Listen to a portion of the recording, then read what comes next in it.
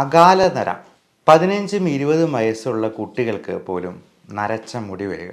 അതൊന്നും രണ്ടുമല്ല, തല നിറച്ച് വളരെ എവിഡൻ്റ് ആയിട്ട് കാണുന്ന രീതിയിൽ നരയ്ക്കുക. എന്തൊരു ബുദ്ധിമുട്ടുണ്ടാകുന്ന ഒരു സംഭവമാണല്ലേ. ഈ അകാല നരയെ ഒന്ന് തരണം ചെയ്യാൻ വീട്ടിൽ തന്നെ ചെയ്യാവുന്ന ഒരു ഹോം റെമഡിയാണ് ഇന്ന് പരിചയപ്പെടുന്നത്. നമസ്കാരം, ഞാൻ doctor Bipin Jose, Pulma medical centre, Pala, Kanjirappally and Sultan Bathery.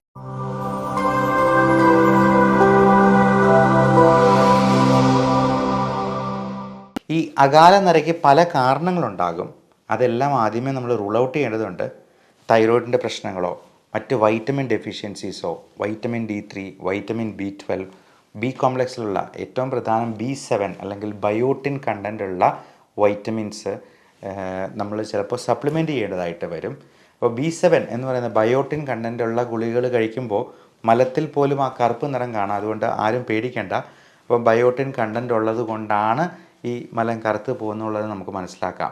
അല്ലാതെ മരുന്നിൻ്റെ പേരിൽ ബയോട്ടിൻ ഉണ്ട് എന്നുണ്ട് കരുതിയെന്നാലും മലത്തിൽ ആ കറുപ്പ് നിറം വരുന്നില്ലെങ്കിൽ ആവശ്യത്തിന് ബയോട്ടിൻ ഇല്ല എന്ന് തന്നെ നമ്മൾ മനസ്സിലാക്കിക്കൊള്ളൂ. ഒന്നെങ്കിൽ ഇത് ചിലപ്പോൾ ചാത്ത മരുന്നുകളായിരിക്കാം, ആവശ്യത്തിന് ക്വാളിറ്റി ഇല്ല എന്ന് നമുക്ക് മനസ്സിലാക്കാം. അപ്പം നമുക്ക് ചെയ്യാവുന്ന ഈ ഹോം റെമഡിയിൽ നമുക്ക് ചേർക്കേണ്ട പ്രധാനപ്പെട്ട ചേരുവകൾ: ഒന്ന് വെർജിൻ കോക്കനട്ട് ഓയിലാണ്, 2 ഉലുവയാണ്. അപ്പോൾ ഈ ഉലുവയിൽ പലതരത്തിലുള്ള സപ്ലിമെൻറ്റ്സ്, നിക്കോട്ടിനിക് ആസിഡ് പോലുള്ള നിയാസിൻ അല്ലെങ്കിൽ നിക്കോട്ടിനിക് ആസിഡ്, ഇതെല്ലാം ബി കോംപ്ലക്സ് വൈറ്റമിൻസിൽ പെടുന്നതാണ്. ലെസിത്തിൻ എന്ന് പറയുന്ന കമ്പോണൻ്റ് ഉണ്ട്. ഇതെല്ലാം മുടിക്ക് നല്ല സ്ട്രെങ്ത് കിട്ടാനും അഴകുണ്ടാകാനും ആ സിൽക്കി നേച്ചർ മെയിൻറ്റെയിൻ ചെയ്യാനും ഒക്കെ സഹായിക്കാം.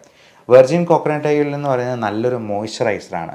പലപ്പോഴും നമ്മുടെ സ്കാൽപ്പിലെ ഈ ഡ്രൈനെസ് ആണ് ഈ പറയുന്ന ഒരു താരൻ പോലുള്ള പ്രശ്നങ്ങളുണ്ടാകാനും മുടി കൊഴിച്ചിലുണ്ടാകാനായിട്ടും ഈ അകാല നരയുണ്ടാകാനും ഒക്കെ കാരണമാക്കുന്നത്.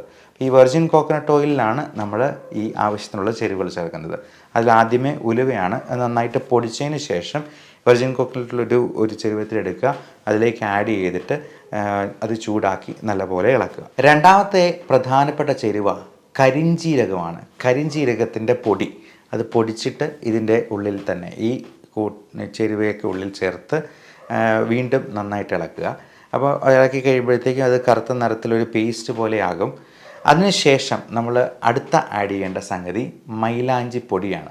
അത് മൈലാഞ്ചിയുടെ ഇല കൊണ്ട് തന്നെ നമുക്ക് വേണമെങ്കിൽ പൊടിച്ചുണ്ടാക്കാം.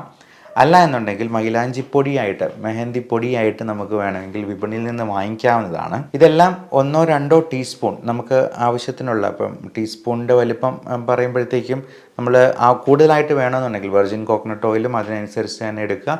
1-2 ടീസ്പൂൺ വീതം ഈ ചേരുവകളും കൂടി ചേർക്കുക. എന്നിട്ട് നന്നായി ഇളക്കി അതൊരു പേസ്റ്റ് പരുവത്തിലാകും. അപ്പം അതിന് ശേഷം ആ ചട്ടി ഒന്ന് മൂടി വയ്ക്കണം. ഒരു രാത്രി മുഴുവൻ അങ്ങനെ മൂടി വയ്ക്കണം.